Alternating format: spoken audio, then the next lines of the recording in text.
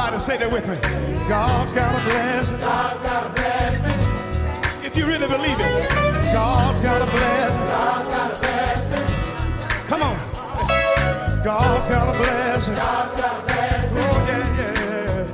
Come on. God's got a blessing. God's got a blessing. God's got a blessing. God's got a blessing. God's got a blessing. God's got a blessing. With your name on it. With your name on it. God's got a blessing. God's got a blessing. God's got a blessing. God's got a blessing. God's got a blessing. God's got a blessing. With your name on it. With your name on it. With your name on it. With your name on it. With your name on it. With your name on it. With your name on it. With your name on it. With your name on it. With your name on it. With your name on it. With your name on it. With your name on it. With your name on it. How many of God's got a blessing with your name on it? Come on. Sing this with me. Come on, say. God's got a blessing. God's got a blessing. Everybody. God's got a blessing. God's got a blessing. You say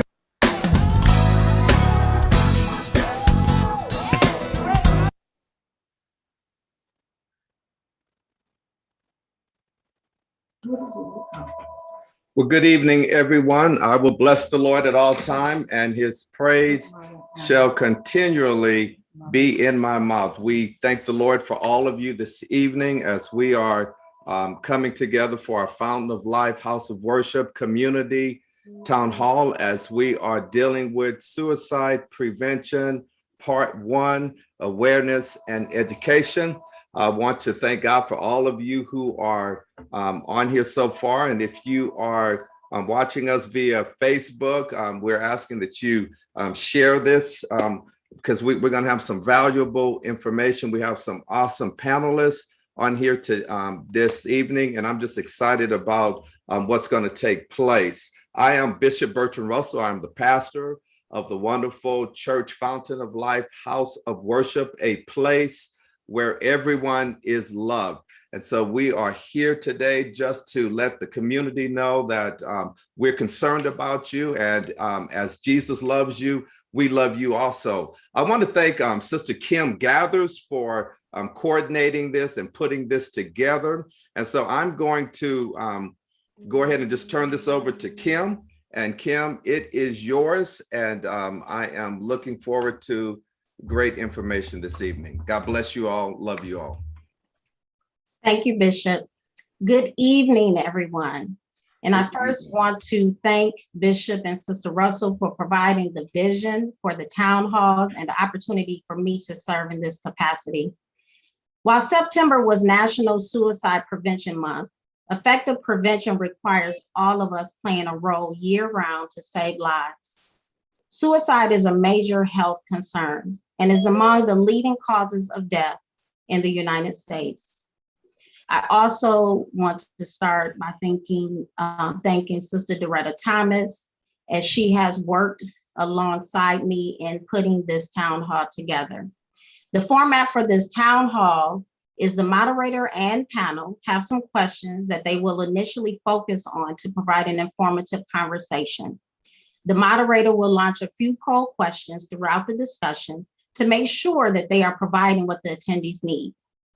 All responses are anonymous and no one can see who submits a response. There will be an opportunity at the end to ask questions during the Q&A. We ask that you put your questions in the chat to me, or if you feel more comfortable, you can put them in the chat to the moderator, Geronda Montano, and I have them labeled on so you can see them in the chat. If you are joining on Facebook and YouTube, we will also monitor the chat for your questions as well. We have a limited amount of time this evening, and we will get to as many questions as we can. To ensure everyone can hear the speakers, if you are joining us on Zoom, I ask that you please put your device on mute at this time. Thank you for that. I have the honor of introducing our moderator for this evening. Ms. Geronda Montano is a graduate of Arizona State University, with a BA in broadcasting and a master's of public administration.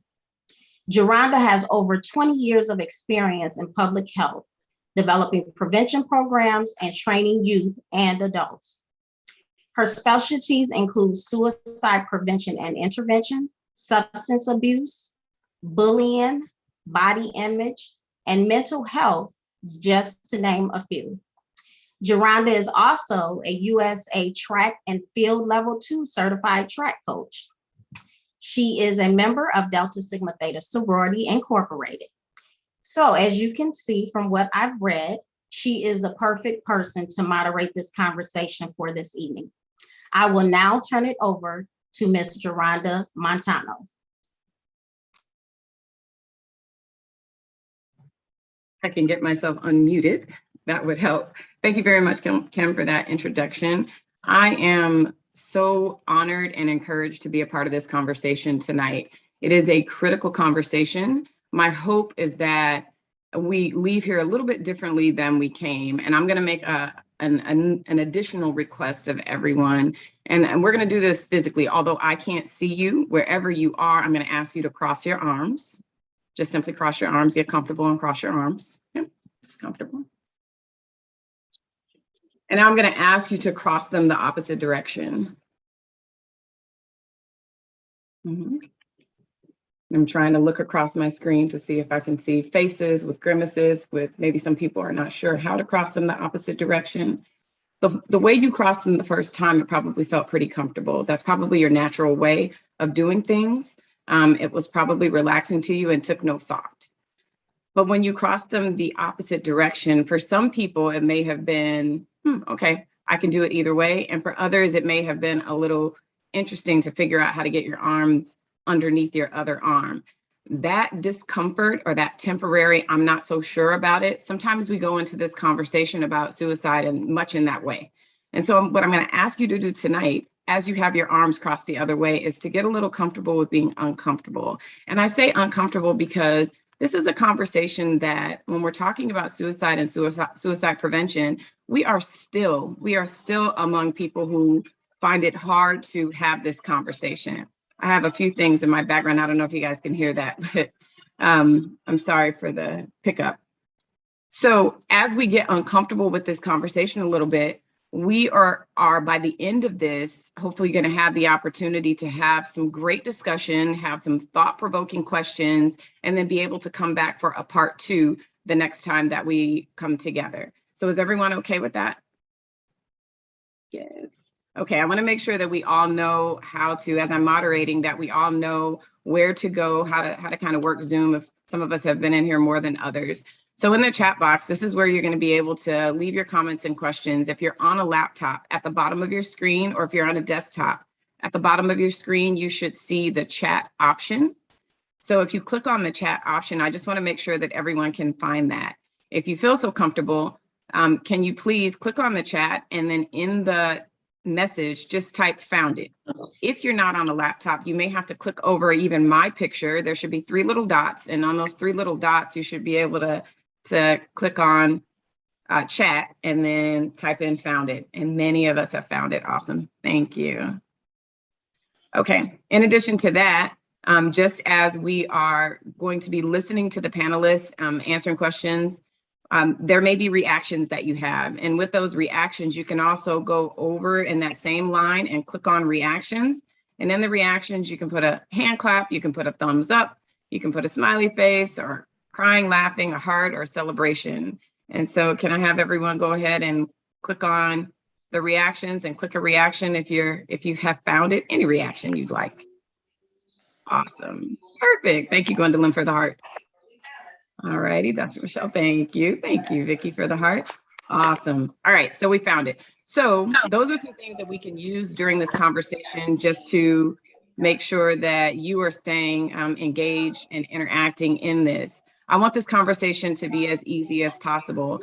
You know, when we think about the reasons that people may find themselves ill or causes that people die from, there's a lot of causes that we don't have just a general judgment about, even a judgment without even thinking about a judgment. And oftentimes suicide is not one of those. So I want you to think about your mental health much like your physical health. There are times when people experience things that aren't so pleasant. And just like getting a cold or a flu, we can succumb to what I like to call a mental health or a mental cold or flu. And sometimes those things are long lasting and sometimes they're fleeting. We deal with symptoms and then we move on. Suicide is the second leading cause of death for individuals 10 to 34 years old. The second leading cause of death, and it is the 10th leading cause of death in the US. Since 1999, not too long ago, the reported rates have increased by 35%. And we continue to see those numbers increasing. We are having this conversation on the heels of a global pandemic, on the heels of a complete turn and recognition of the challenges that we have faced as a Black community in the US. And as we're having this conversation, as those things have kind of swirled to create this time period where we can have an open discussion about this, we know that people are continuing to deal with the impact of that. And so there may be things as we're talking about that you feel activated or might bring up memories.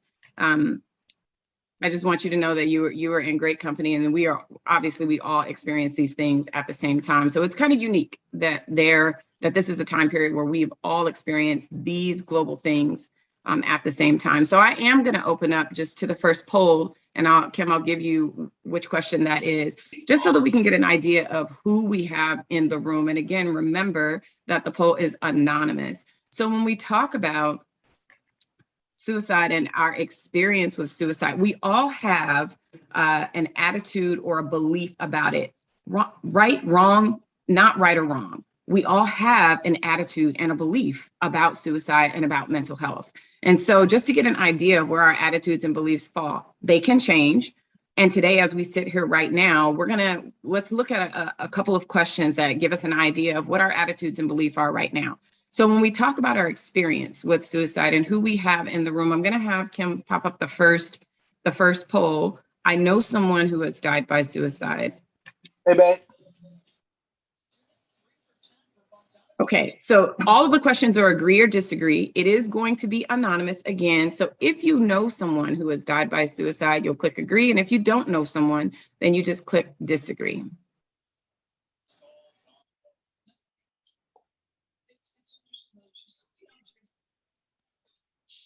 Alrighty.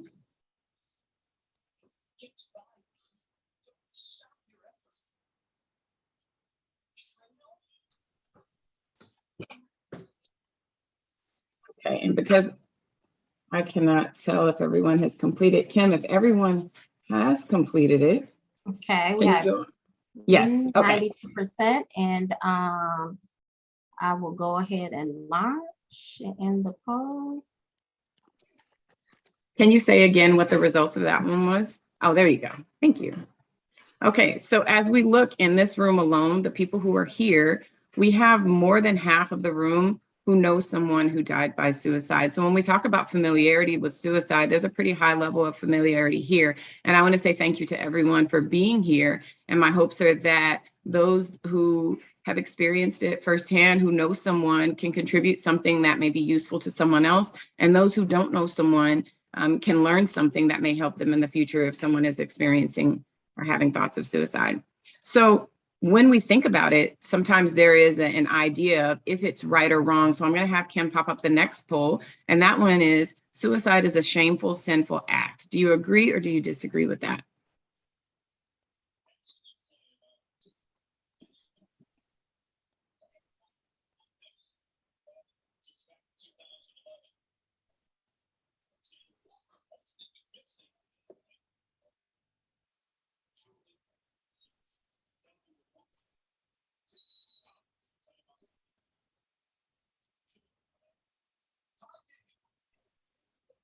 Okay, so when everyone's done that, we're going to go ahead and pop up the results for that.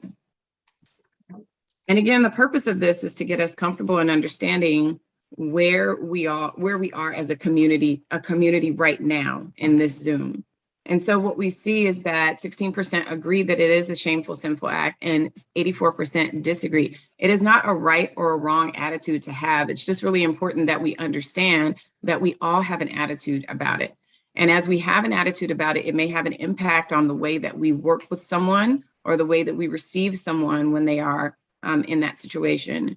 So do we think that it is that people are seeking a solution? So let's go ahead and pop up the next poll. And the question is, the purpose of suicide is to seek a solution. What do you all think? Do you think that people are seeking a solution? Do you agree or disagree?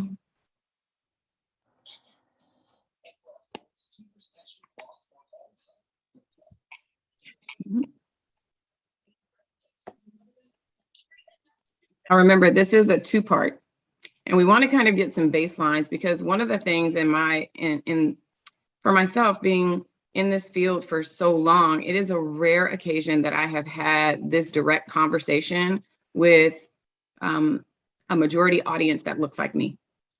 And I know that the conversation is really important, but without having a baseline, it's hard to know what our thoughts are.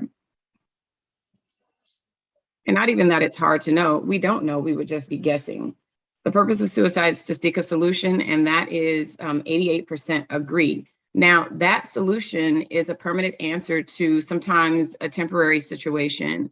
And when a person is having thoughts of suicide, it is not simply that that person is just making a choice around it. There is unbearable pain. There's an extreme sense of hopelessness and helplessness. And as a result of that, then that person, then suicide becomes an option. There's an extreme sense of hopelessness and helplessness. And as a result of that, then that person. So let's go to the next one. We have a couple more questions, and then we're going to introduce our panelist. So what do you all think about when someone is making that choice? Do you think it's about them, or do you think it's about the people around? Have you ever had the thought that if someone does that, that maybe they are not thinking about how that would impact other people? Have you ever thought, or if maybe someone has said it to you that they're thinking about suicide, that maybe by telling them how would that impact other people around you, that might be helpful? What do you all think? People who die by suicide are selfish and they take the easy way out. Do you agree or disagree with that? Mom, it says try again.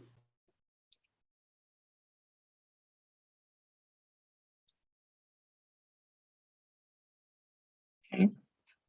So while that poll is being submitted, again, the question was, people who die by suicide are selfish and take the easy way out. So as a group right now, our thoughts around that are, let's see what the poll returns. 27% agree and 73% disagree. It is totally normal to agree with that. And the reason that that's normal is because we love the people, we love our family members, we love our friends. We don't want to see people going through so much pain, and we don't want to lose people. And so to agree that person is only thinking about themselves, there is this piece in us that wants them to think about, how will I feel? How will I feel if you are no longer here with me? Or how will your kids feel? Or how will your spouse feel? Or how will your parents feel? Those of you who disagree, there may be the thought that that person has something that they're going through that is extreme, and they're looking for, again, that solution. So again, just knowing where we stand as a community right now, this community. So the last of the two questions, let's find out who we have in this room. And again, we are only taking the numbers. So in this room, typically worldwide, about 5% of the population is having thoughts of suicide at any given time. It's a number that has been at that rate for a while. So in this room, have we ever had thoughts of suicide?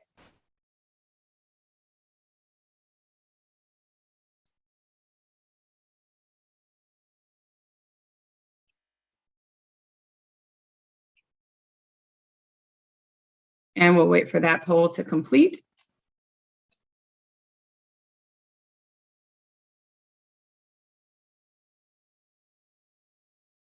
Okay, so we have almost half of the room, 44% agree that they have, and 56% have not. Now, here's the thing about that. There's a range.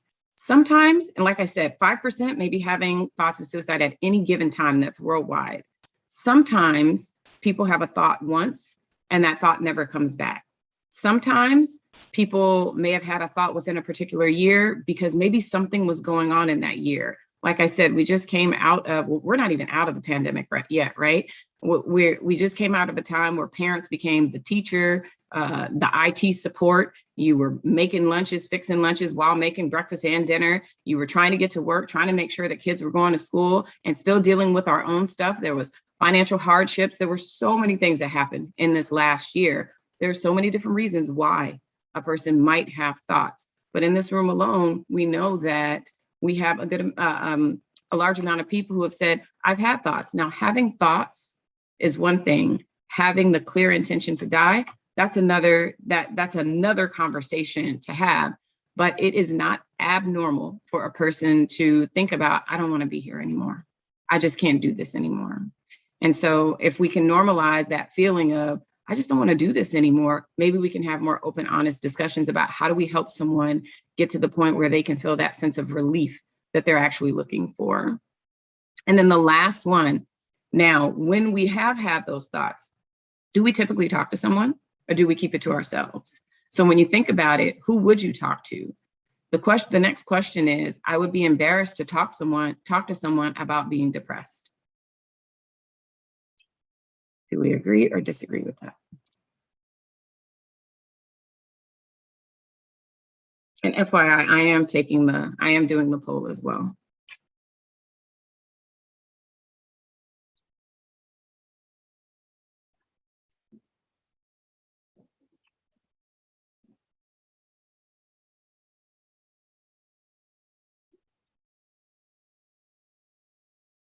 Okay, so as the poll completes, 48% agree that they would talk to someone, but the majority disagree that they would be embarrassed.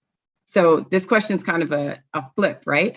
This means that most people would not be embarrassed about talking to someone. The majority in the room would not, but a pretty good amount of people would be embarrassed. And that is directly related, and I'm gonna give opinion at this time, that's directly related to the stigma around it. The stigma can be in so many different buckets. It might be a personal stigma. I don't want people to feel like there's something wrong with me, or I don't want to be a burden on someone. It might be related to family or familial stigma. You just have to be strong and you just have to deal with it. It might be because of your role in your family, who you are. Well, dad is not supposed to feel like that, or mom is not supposed to feel like that, or there's too many other things going on. And again, I don't want to be a burden. It may be community related. And in my community, we just don't talk to people. This is just the way that we handle it. So when we look at the reasons why someone would or would not, there are so many different potential risks for not talking and potential protections that could allow us to get to the point where we feel like, you know what, I will feel comfortable talking to someone. So I'm going to leave you with this thought before we move on to the next portion. The thought is, if you would talk to someone, who would you talk to? Would it be someone, I want you to think of two sides. Would it be someone who's on the side of a professional? A professional might be someone who typically deals with those things. They may not know the people who are coming in directly, but this is what they're there for. Or would it be someone who you would consider a friend, a family member, a neighbor, maybe someone who's not trained to do it, but this person typically lends an ear? Which of those two would you be more likely to speak with first? So I want you to think about that. And you will have a little bit of homework at the end of this. So as we move on, we're going to get ready to introduce the panelist. And I have to apologize. I keep looking up. I'm looking at you all, but you all are not right here in my screen. You're up here on this screen for me. So I am paying attention to everyone in the room. So as we get ready to introduce our panelists, let's see here. Kim, will you do the honors? Yes. So our first lived experience, and I mentioned her earlier, is Sister Doretta Thomas. And she will be sharing her story with us, and that will help to start this conversation. And the next panelist we have is Dr. Michelle Melton. And Dr. Melton is a psychologist who specializes in behavioral health, and also who specializes in suicide intervention. And lastly, we have Dr. Dwayne Wooten, who is a pediatrician.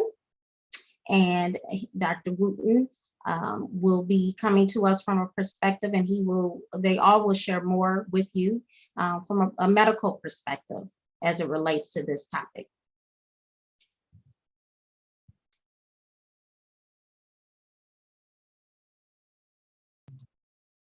So as I turned off my video, we're going to go ahead and we're going to hear from Ms. Doretta Thomas.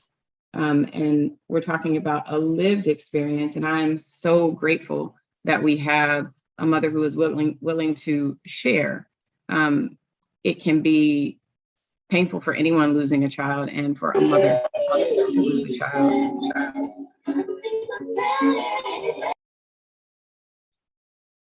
So I'm going to go ahead and turn it over and introduce our first panelist to talk about that lived experience.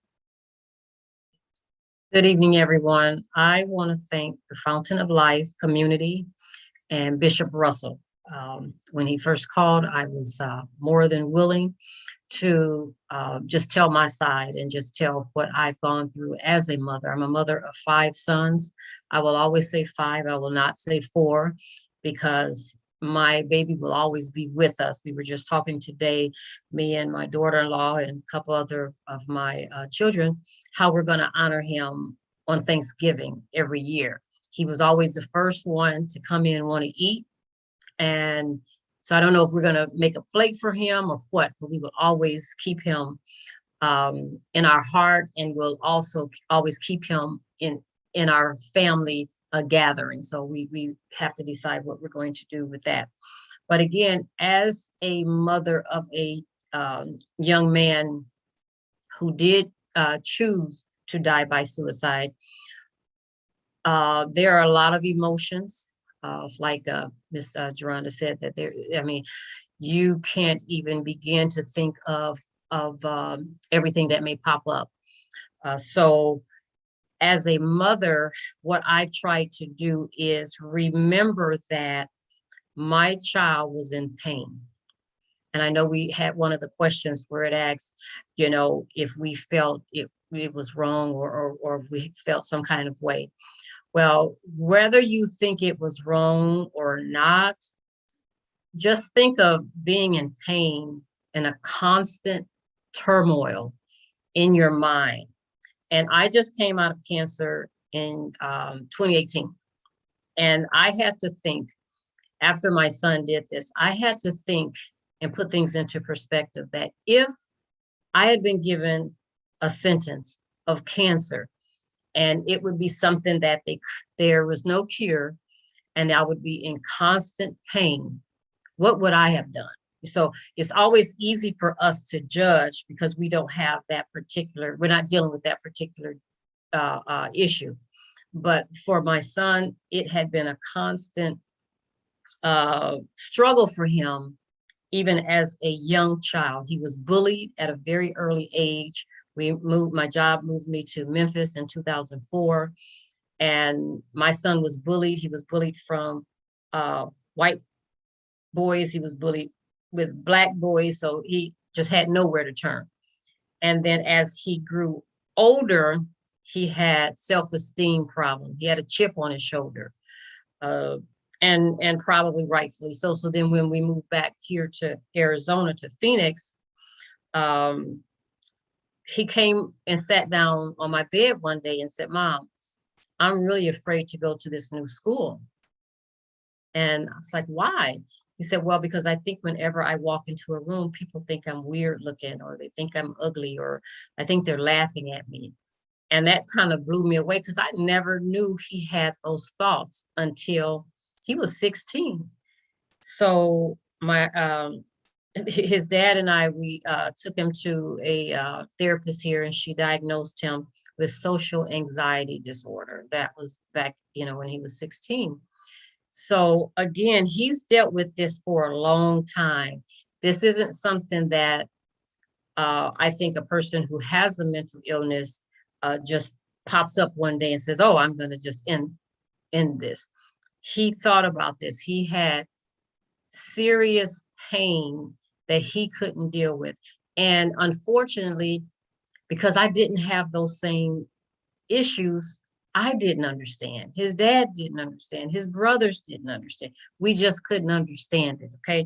So as he got older, he began to self-medicate. And when I say self-medicate, I mean, he went to ASU, and that's no dig on ASU, but they're known for party school. So he did alcohol, he did drugs, anything to keep the pain away. So when he walked into a room, he wouldn't have those weird feelings or those uncomfortable feelings that he had of inadequacy. So then last year during COVID, he decided, Mom, I think I want to talk to somebody. I want help. I want to talk to a Black male therapist. So I found one for him. And then I will just say to people who may have youth, you're dealing with young adults, when they want to talk to someone, obviously get them the help that they need, but then also see if there's other alternatives besides just putting them on medication, because there's so many different alternatives.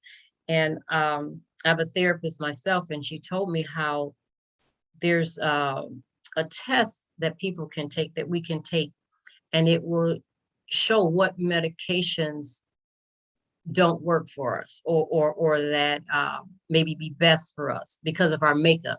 And we do know that as African American, our makeup is different. It is what it is. So again, as a mom, if there was anything that I could change, I would have said, hold up, let's not rush so quickly to go on the meds. Because what I've learned after the fact is that a lot of these meds, like you said, Jerome, when they're that age, their little brain can't comprehend that. And that is one of the side effects, is suicidal thoughts. And my son mentioned it to his twin a lot of times. Hey, I'm going to kill myself. And if I do, this is what I'm going to do. And this is how I'm going to do it. And he had already planned it. And he told me a few days before he did it, I don't want to be a burden. I don't want to be a burden to you guys. He felt that he was a burden. And so people may think that's the selfish way out, but I don't look at it like that, because my son wanted to live. I have his phone. And when he died, I went through all of his notes, and he had some of the greatest little things that he had put down. He wanted a farm. We had talked about getting some property way out past Buckeye, and I was going to have some land. He was going to have some land. And so he started writing down all of that information, and he would pin different dates that were important. So clearly he also had a 5 and a 10-year plan. So clearly he didn't want to die. He did not want to stay in that pain. And so again, as a mother, and as a mother of my son, I know what he wants to accomplish from his death is he wants to make sure that other young adults get the proper help that they need, get the support that they need, and can make better choices, because he didn't feel he had a choice. So that's why I'm here. That's why I will continue to fight. We have started the Micaiah Thomas Memorial Fund. It is in conjunction with the Arizona Community Foundation, and it is doing extremely well. And when we do have a young adult who needs that help, if they need money or any type of financial assistance, we want to be able to give that. And that's going to keep his legacy alive and well. And I will feel that I'm doing what he would want me to do. So I just thank everyone. And I'm just honored just to be on this panel with these great professionals. Thank you so much. I feel so honored to be here with you. It's just it's such a special moment for me working in this field when there are people who are willing to share a direct story. And you, every time I've heard you say it, it just makes my heart happy. You choose to use the words died by suicide, as opposed to, and this is a challenge to everyone in the room, as opposed to saying commit. When you think about things that we commit, there's a judgment that comes with that, right? Like a sin is committed, a crime is committed, you know? And so when we use the term commit with suicide, there's automatically a judgment that's placed on it.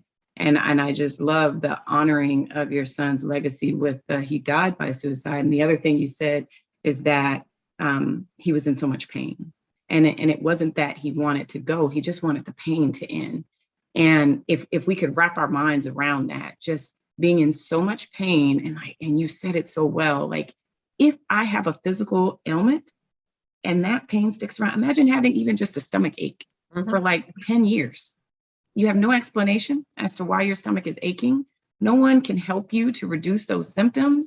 You go to sleep with it, you wake up with it, you walk around with it. People are tired of you talking about it. Like all of these things come with that. And you just want that pain to end. If we can wrap our minds around that and connect that to how it feels to have that mental pain, it just gives us a little insight into what someone is experiencing when they're choosing to die by suicide. So thank you. Thank you. Thank you. I'm going to now bring in our panelists, and I have several questions for them before I go ahead and have them turn on their cameras. There are a couple of additional, just food for thought, a couple of numbers that I want to give to you. Now, I'm very careful with numbers because when we look at statistics, we have to remember that these are things that are reported. And when it comes to suicide, it is not reported all the time.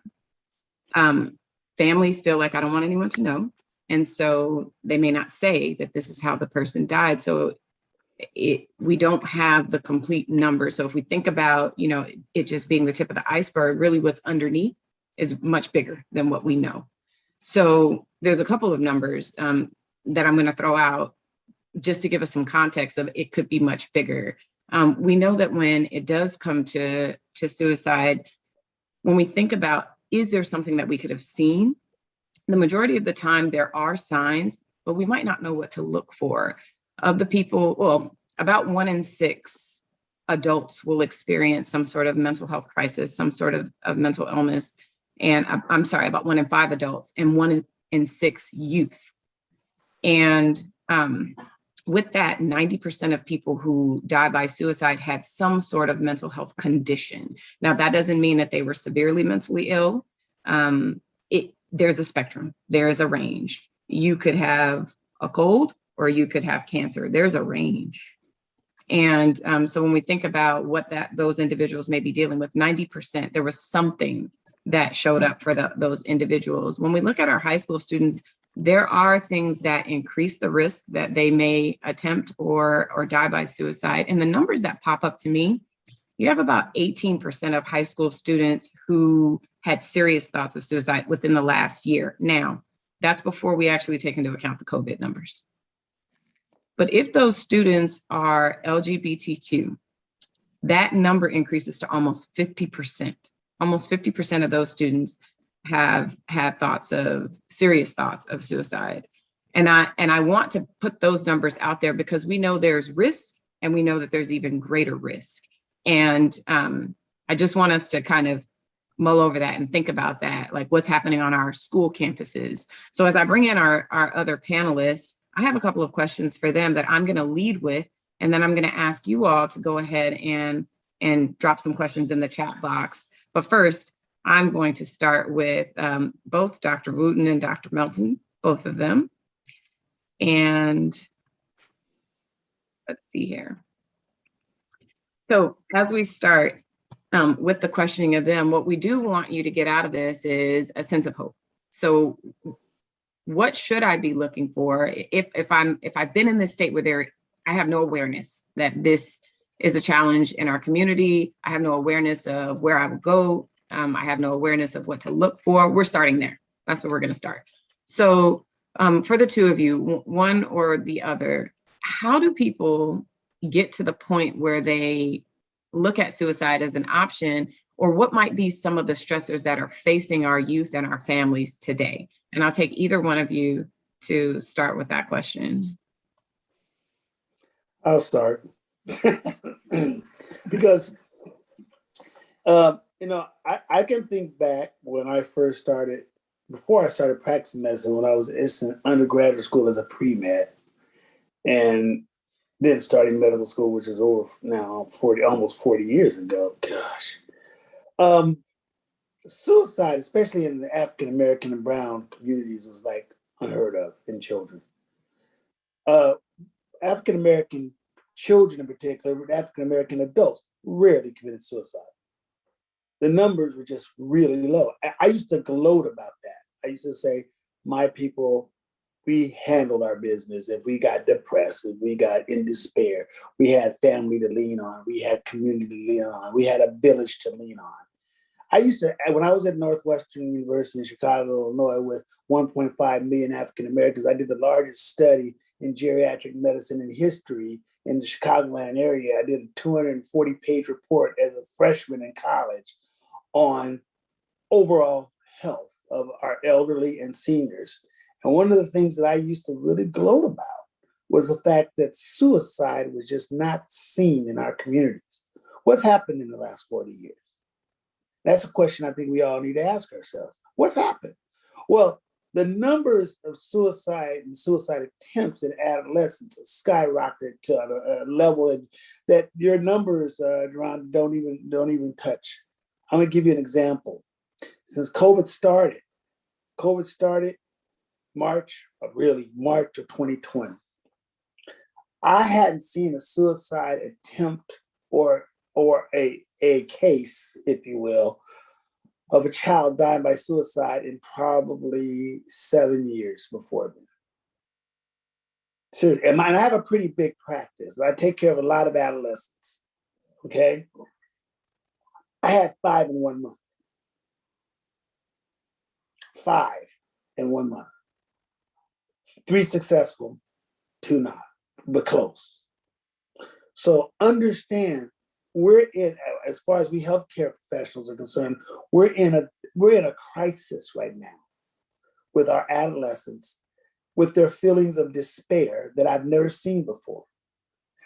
Adolescents now have, I tell people this, and I do, as you can tell, I talk a lot. When you come to my office with your child, you're going to hear a lot. That's just the way I am. And I teach and teach and teach. That's why I'm always running behind, Bert. I had to say that for our bishop, because he knows me well enough to know I'm always behind.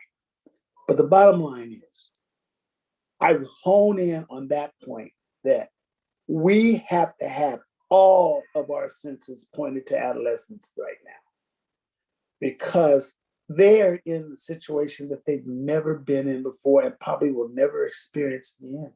Their whole lives have been disrupted and changed. Like I said, the feeling of pain, despair, feeling of loss. We as adults, we don't really appreciate it because we're used to those feelings a lot more, of course, than they. We deal with them on the day in and day out living in America, right? And if you are African American or Hispanic or Latino in Latinx in this country, and you can't say that you have felt despair at one point or another, especially in the last year and a half, you haven't been living. But these kids are experiencing something they never experienced before. Their whole world was disrupted. Their whole social sphere was disrupted. And coping mechanism, that term coping mechanism is not applicable in adolescence. They don't have coping skills.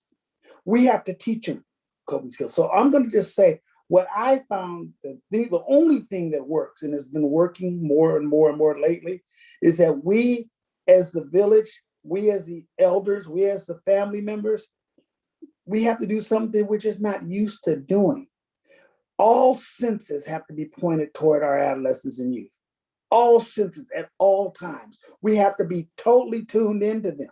We have to sit down, make time to sit down and listen to them completely. Not high school today, okay, that sounds good, let's go get dinner. But no. You need to make a time that you sit down with your 15, 16, 14-year-old and talk to them. And let me tell you, TD Jakes talks about it all the time. The biggest part of talking is listening. You turn that internal ear on, that cochlear apparatus that you don't like to use, and you just listen. And that's one thing that I think we need to do more than anything else right now, because the numbers are staggering. I don't go through a day, and I mean what I'm about to say. I don't go through one day without talking to an adolescent or young person about this issue. Not one day. And that says a lot. I had 2 cases today I had to talk about and have to get together with behavioral health and get things arranged for.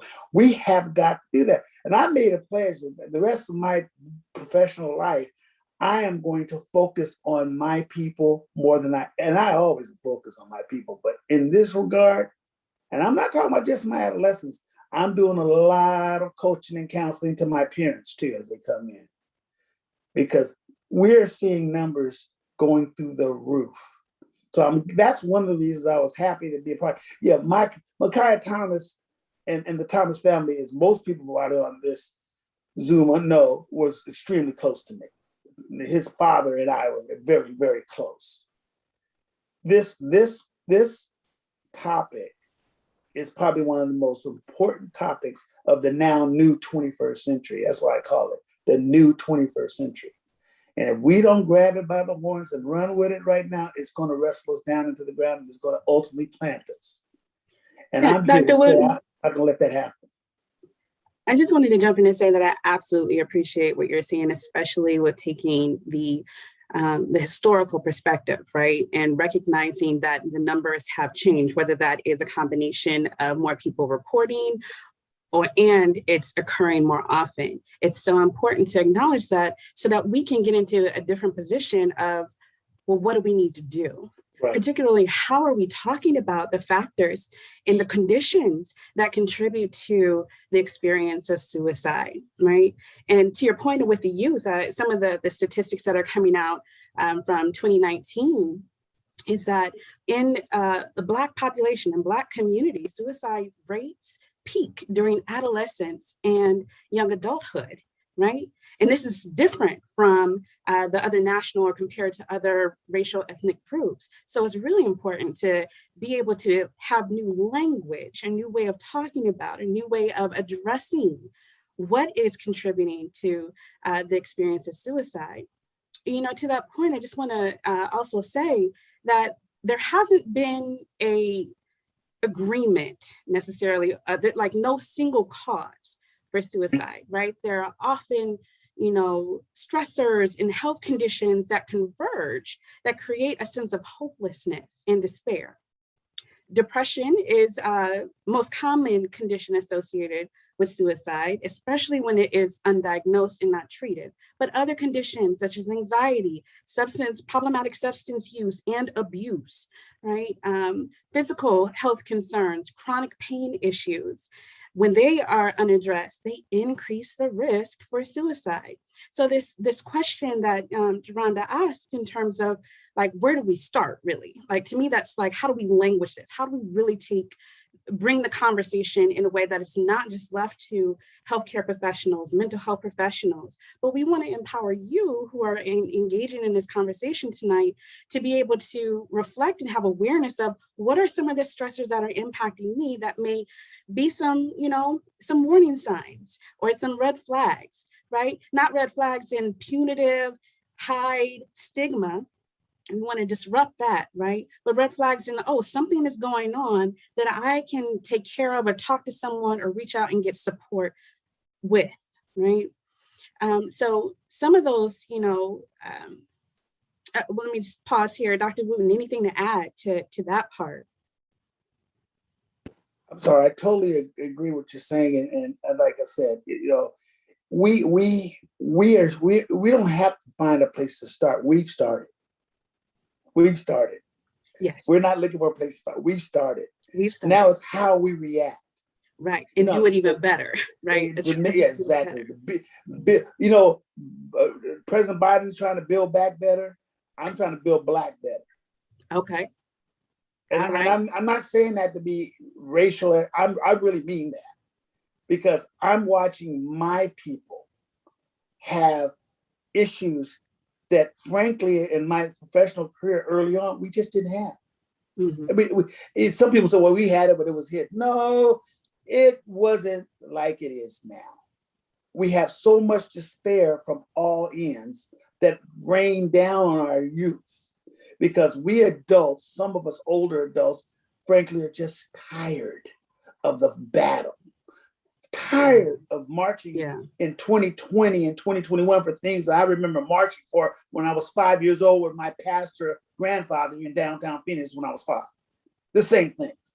We then get frustrated. We get angry. I've dealt with so many angry, frustrated adults. And guess where that anger falls on? Or who that anger falls on? Falls on who you have at home. It falls on those people who are looking up to us more than anybody else. They're looking for that love and affection. They're looking for that gentle touch. And we don't even know how to give ourselves that. Right. So we already started this. We're looking at it, as we said tonight, but we've already started looking. Right. Now, my goal is to make sure we act. Yeah.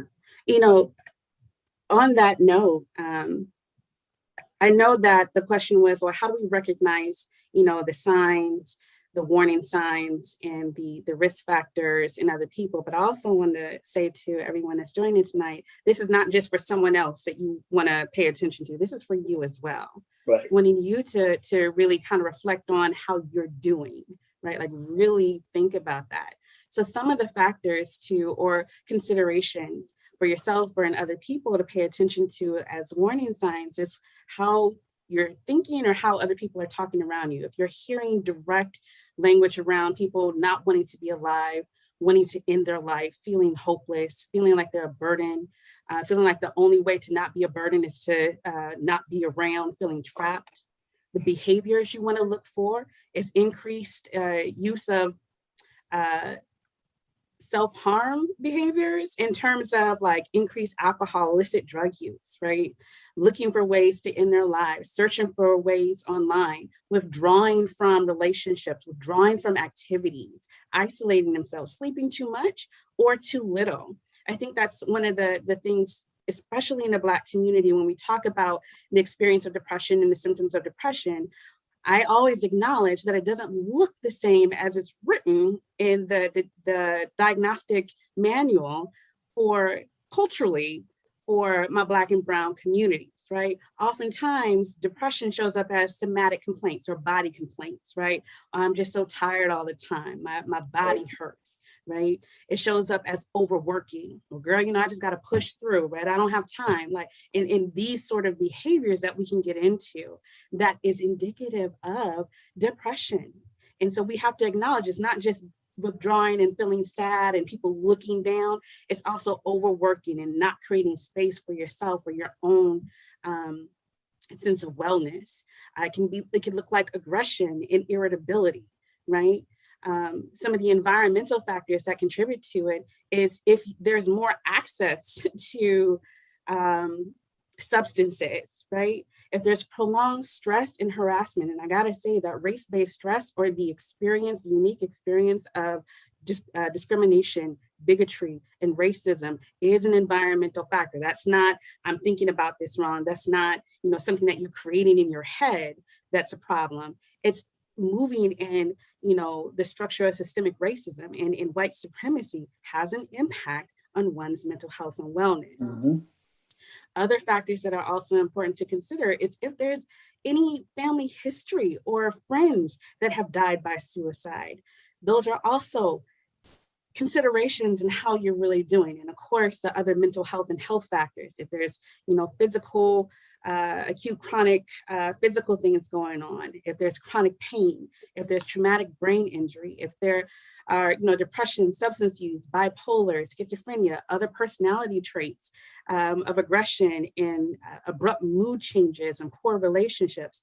So I say all of this to say that suicide and the factors influencing suicide are much more complex. So then thinking about it as it's just like you're committing an act, or somebody is so sad, therefore we take the sadness away and it changes. We can be even more detailed, even more attuned to what can change, what can help, and how we support.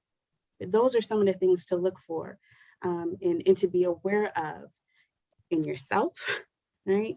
And then in the relationships that you have.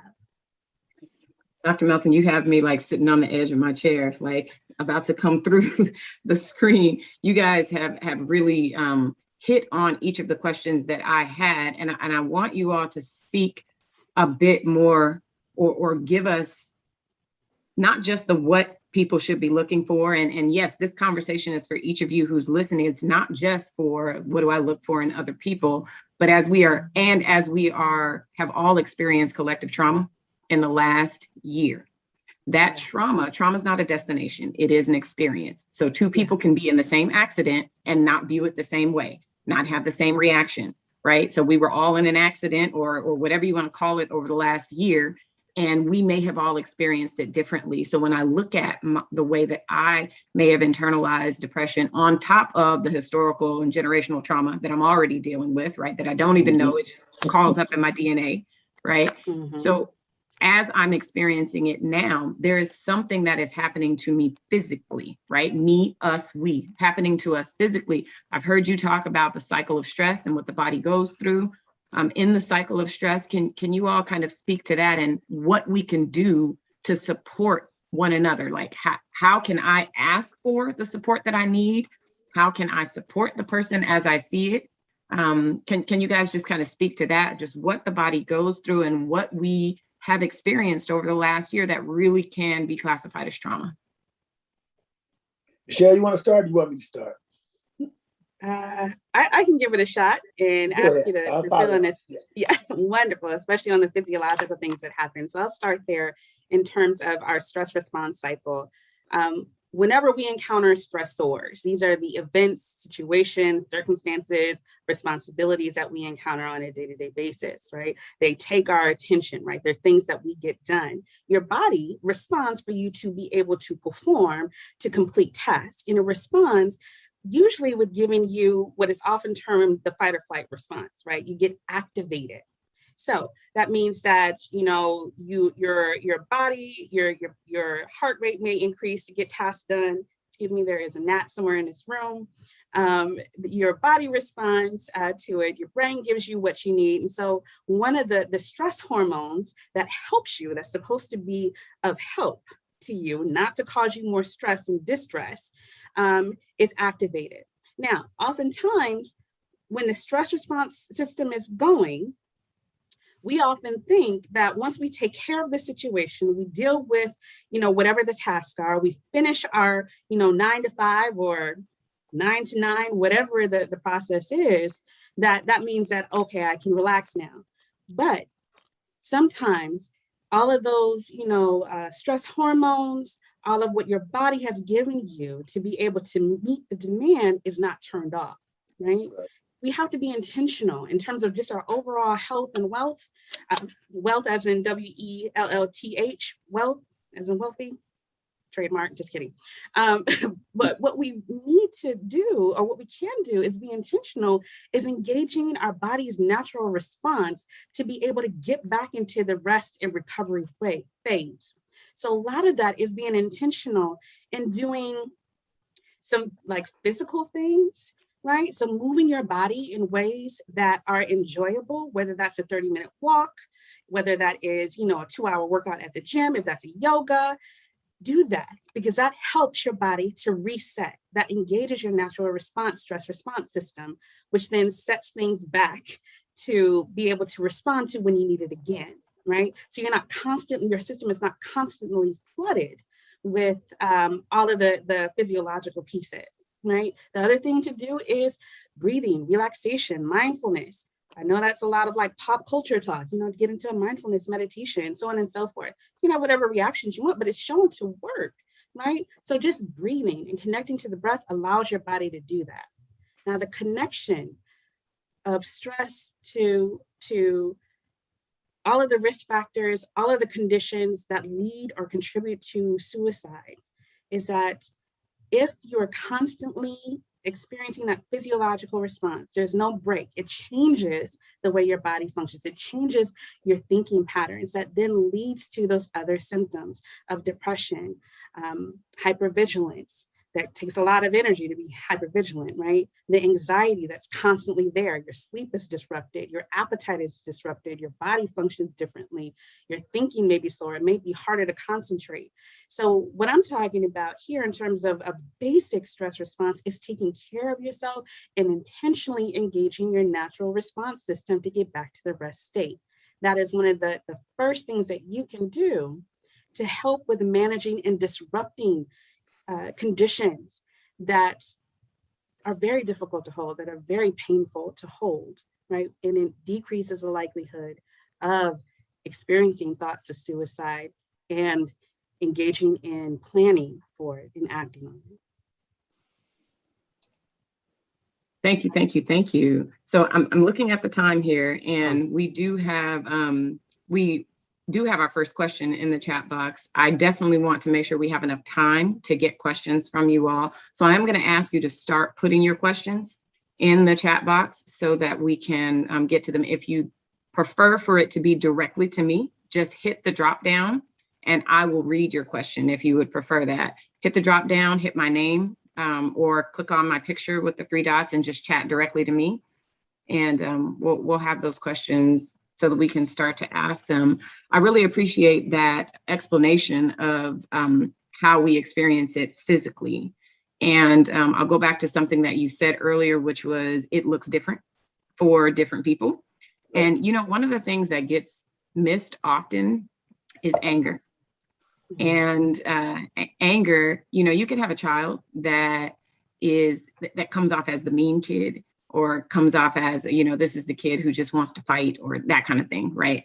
Or you can have the moniker of the angry Black woman or the grumpy old Black man, you know, that kind of thing. And I'm not saying that every angry Black woman or grumpy old Black man is depressed or dealing with a mental health issue.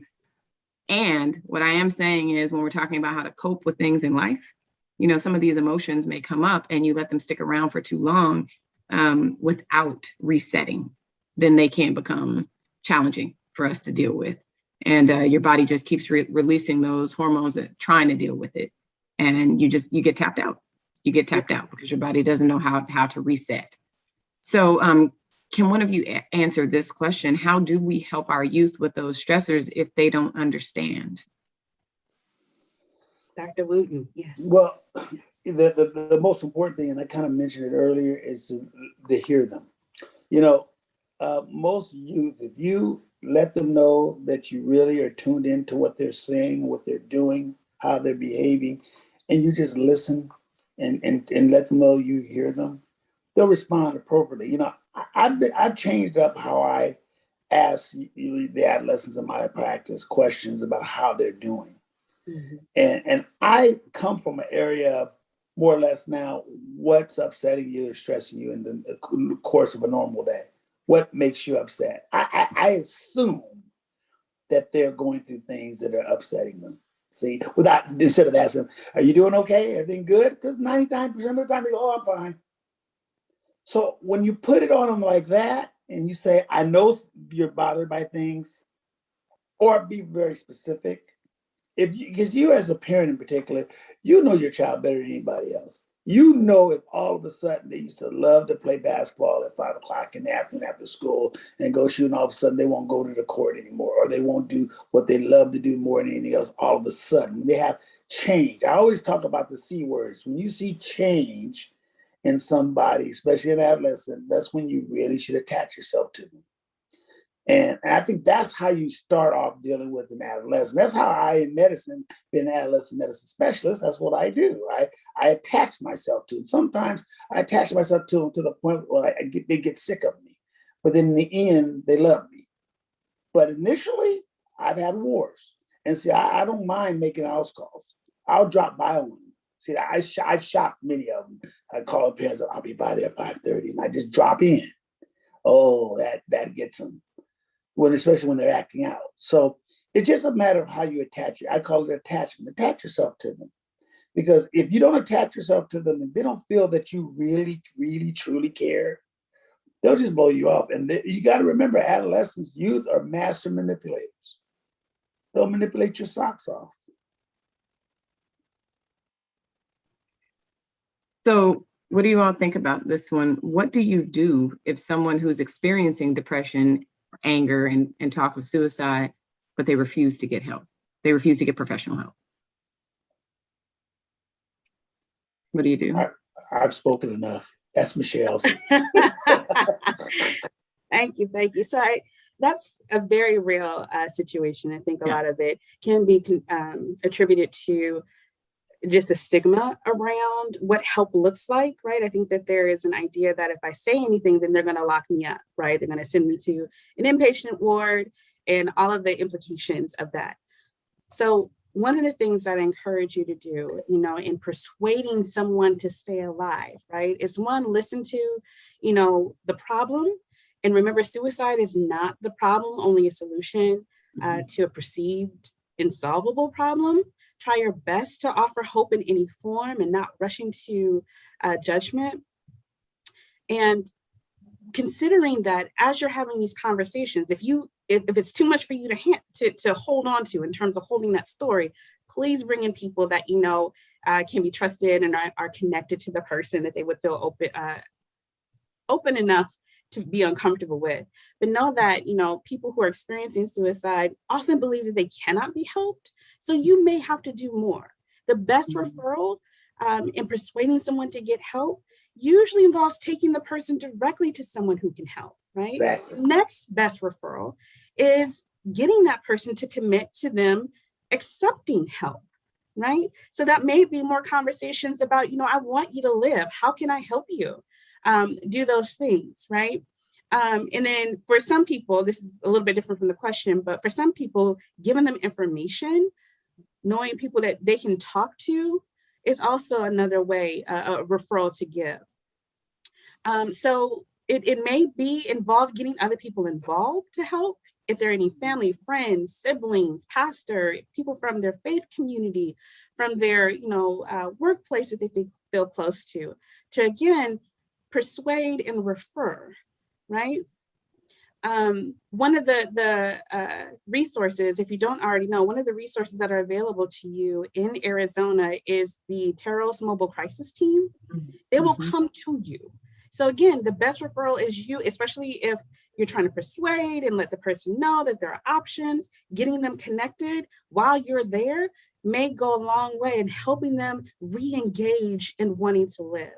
So if you can Google this, it's the Mobile Crisis in Maricopa. I think it's through Taros Health, but they will come to you for anyone experiencing a mental health emergency, right? That includes any self-harm behaviors, that's cutting, burning, problematic substance use, things like that, traumatic experiences, recent loss, even potential harm to others, suicidal thoughts, increased depression and anxiety. They will come to you, and those are skilled, trained people that will help with the assessment, with the referrals, with getting them connected.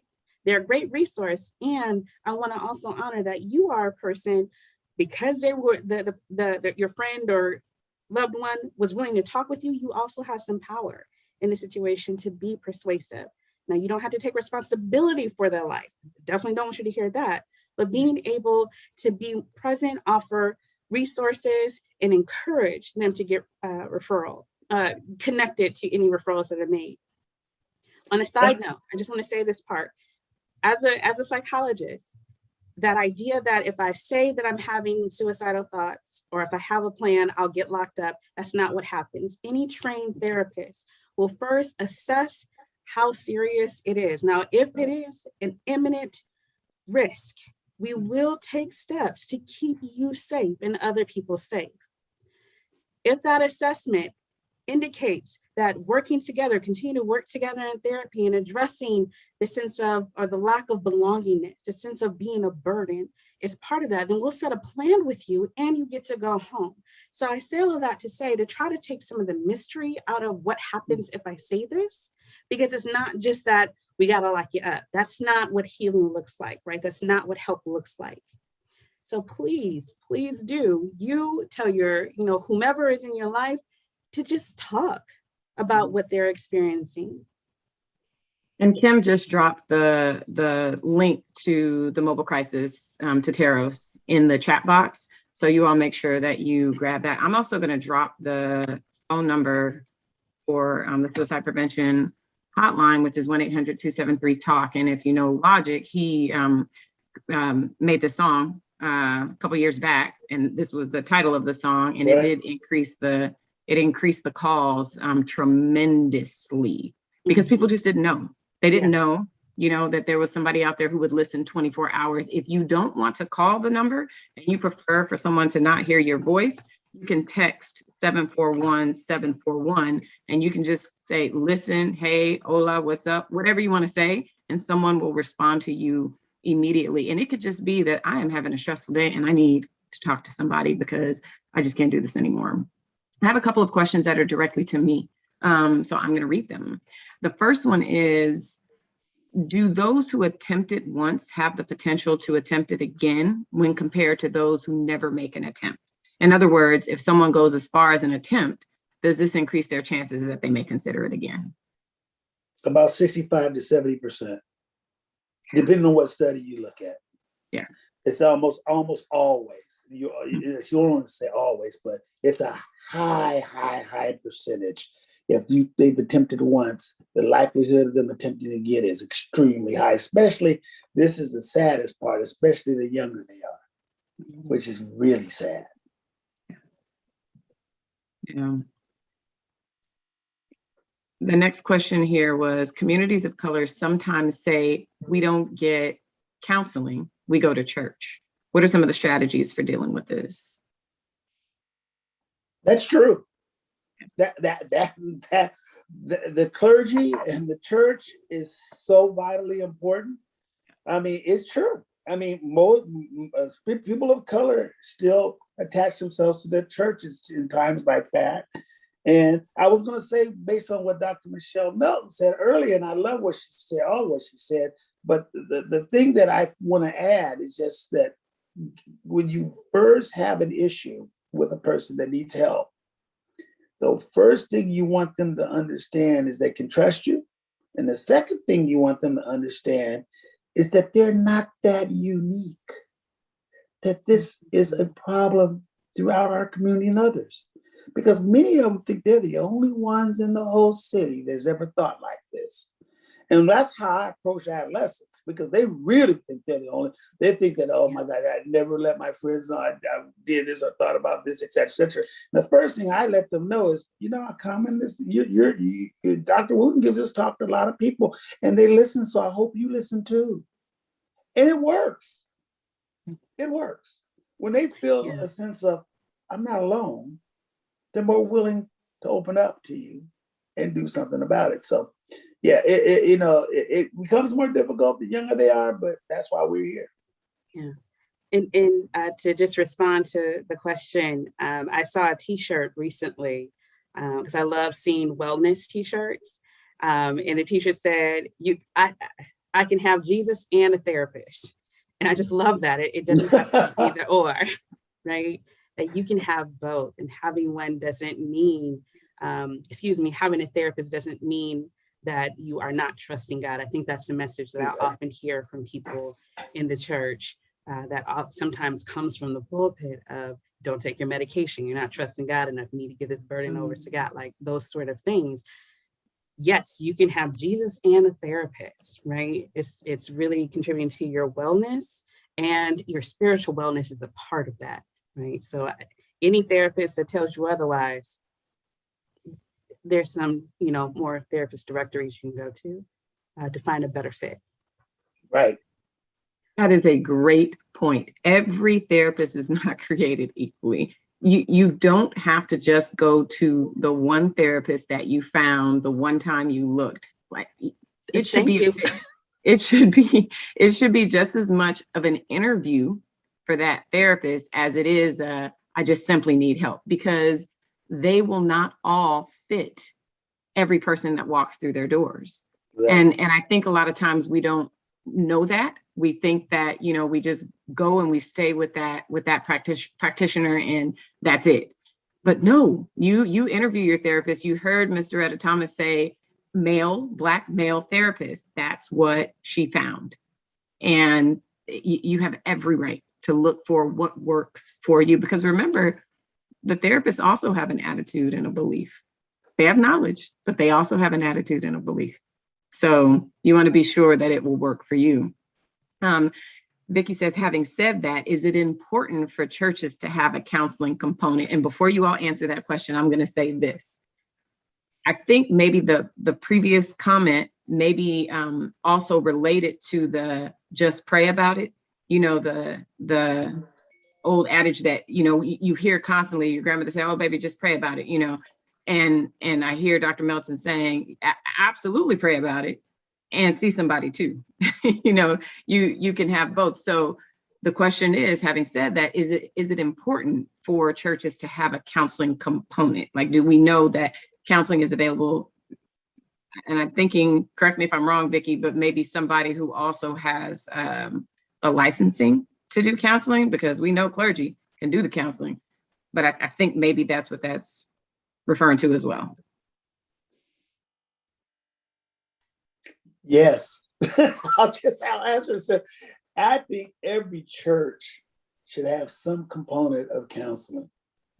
I know all pastors do their own counseling, and I love that. But I think that there should be, if they don't have it in-house, they should have a direct conduit to a group that they refer directly to have very personal counseling that's very private. And I think that that's just something every church should have a part of, be a part. They don't have to have it in-house, but they have to have a direct conduit to one, I believe.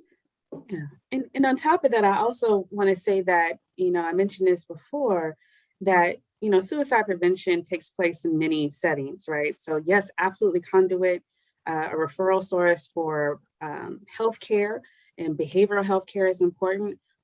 Also in faith communities, workplaces, emergency departments, schools, universities, colleges, all these different settings can have a particular component or make a point, set an intention to address suicide, right?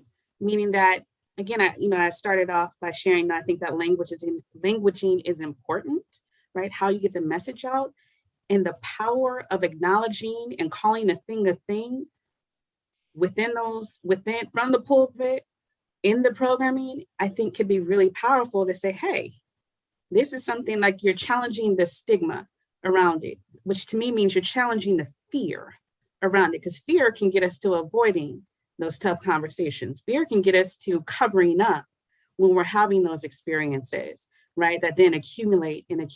So absolutely having a component for counseling, and absolutely making it visible, calling a thing, acknowledging the humanity that we have.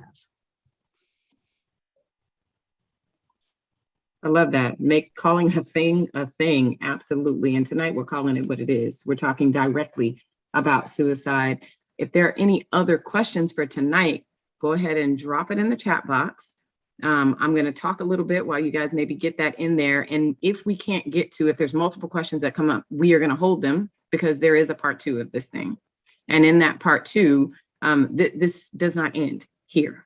We have to continue this conversation. We have to keep talking about this thing and calling this thing a thing. So thank you for that language, Dr. Melton. If we have no further questions, I'm going to have Kim close this up. I am so grateful that we are in this conversation. I am so grateful to start this. I am committed to making sure that we treat our mental health like our physical health. We should be getting, just like 0 to 18, you get annual physical checkups, you should be getting annual mental checkups. You know, we should not be waiting until it is a crisis situation.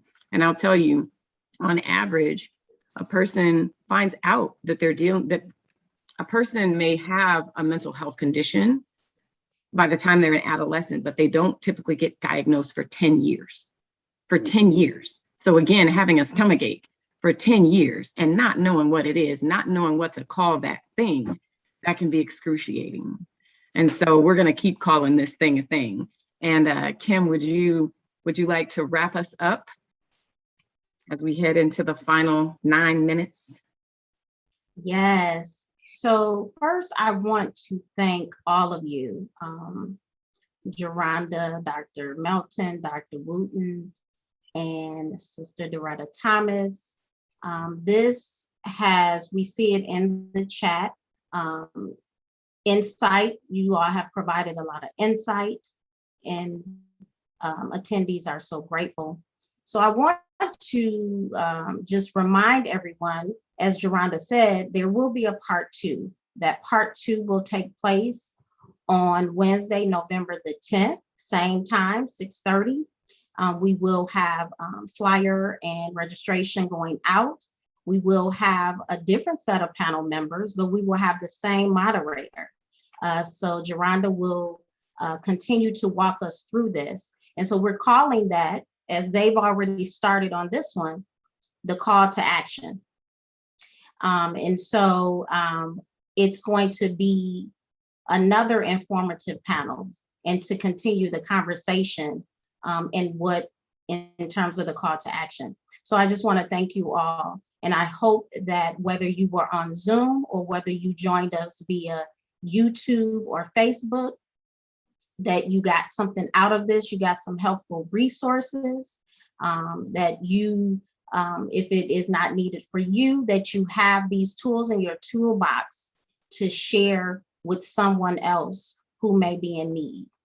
So thank you all. And again, please join us on November 10th at 6:30 to continue this conversation. And now I will turn it over to my bishop, Bishop Bertram Russell. Thank you all, and I echo Kim. This has been a wonderful start to dialogue. And so I had sent Geronda a question right when you were turning it over to Kim. And I want to know, because I've seen over the last few years, several Black males that have died by suicide. And are there studies out there that show that Black males die by suicide more than females? Is it equal? Because from what I've seen, it's more males than female. And so I'd like to address that if possible. I can actually take that question. Okay. What we do find is that it's not that, well, you answered the question, but there's a little caveat to it. So females tend to attempt more, but males tend to use more deadlier means. And so because that happens, they more often die by suicide. So if a female does attempt however many times more than a male, his attempt ends up being a completion more often. So that's why you see that, the higher numbers for males. But the other thing with that is males are less likely to talk about it. And so I'm glad you asked that question, Bishop, because there's a little bit of homework, as I mentioned in the beginning. And with that homework, I need for you all to continue this conversation outside of this Zoom. And so an easy way to do this is I need you to take a little inventory of the people around you. It could be the people in your house, the people who you're most connected to, your best friend, whoever. But what I want you to do is ask them on a scale of 1 to 10, how would you rate life right now? 1 being it's absolutely terrible, 10 being it's amazing and couldn't be any better. How do you rate life right now? When we ask questions that are open-ended, we don't just get the yeah, that kind of answer. We tend to get a little bit of dialogue. And so maybe that would lend itself to, well, I need to be back in this conversation on November 10th, so I know what to do with this information. But at the least, maybe if that male doesn't feel like he could talk about it before, or that female felt like she was alone and no one cared, it might open up something that they didn't expect. And so that's our hope, is that this continues to open up dialogue. So I hope I answered your question, Bishop. You did. Thank you. I don't know if any of the other panelists wanted to respond to that before we close out. Just I'm sorry, that was perfect. That was perfect. That's what I was going to say, is that it's just that the males are more of a completion. Many more females attempt, but males complete. And really, I have to tell you again, and I have to say it once last time, because I won't even be able to be on the Zoom on the 10th because I'll be out of the country. But we need to really understand how important it is just for us to stay fine-tuned to those people we care about and love. Just stay fine-tuned. I could tell you a story about what happened about 2 weeks ago. A young mother that I've known, I took care of her as a child, and I take care of her child. Came to my office, just didn't look right, just didn't act right, just wasn't sounding right, but never mentioned anything. And I finally said, okay, stop. I said, what's going on? Something's not right. And after about a 15-minute discussion, she told me she is so thankful that I stopped and talked to her, because after she left my office, she was on her way to kill herself. Mm. And she meant it. And of course, we did intervention. And this is just because I knew her, but I knew she wasn't acting right. That's that inner ear again that I talked about earlier in this program. So keep the inner ear open, please. Thank you all. Thank you all so much. Dr. Wooten, Dr. Melton, God bless you. Sister Doretta Thomas, thank you so much for your transparency and courage, because not many mothers, not many fathers are willing to take the task that you have taken on to help other people. And so you and I have talked a few times. And so I'm just grateful to you, and continue to pray for you. The question came up regarding the church and whether, just coming to church is enough. And I love what you said, Dr. Melton, that we can have Jesus and we can have counseling at the same time. There are, me as a pastor, I have limitations. I can only go so far. And I think the problem a lot of times in the church is that we spiritualize everything to the point to where we just keep it in the church and it's going to be fine. We're going to pray. We're going to lay hands. I believe in all of that. But I also believe that there are other methods, other strategies that can be used to help. And so I think if we take all of it together and combine it together, we will do so much more for our community. And so we're going to close this out now. And again, I just want to say, bless all of you. We're going to close with the word of prayer, but I do like what you, the assignment, Geronda, if each of us can take 3 people, at least 3 people, particularly younger people, and just ask them, how do you rate life? And if they rate life, let's say at a 5 or below, have them on this Zoom call on November 10th at 6:30 p.m. I would love to see a whole lot more people. I know that we have many that are on the Zoom call. We have some on various Facebook platforms, but on November 10th, since we're saying that this is a call to action, I really would love to see more people, particularly more of our adolescents, our young people, our young adults, and millennials. And so if we can do that, if we can take this seriously, because you never know what is in your home, what is around you. And so we want to be of a benefit to as many people as we can. So if you would take that assignment that Geronda gave us and take it to heart and be serious with it. Amen. Father, we thank you for this day. We thank you for what we have experienced and the information, knowledge that has been obtained, and that we will use it. We will listen more and talk less. Father, we give you praise and glory for all of our panelists. Bless them mightily. In Jesus' name we pray. Amen. All right. Bless you all. Go in peace.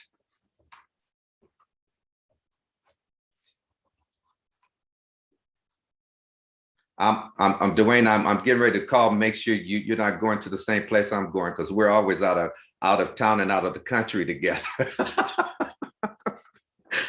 I'll call you offline.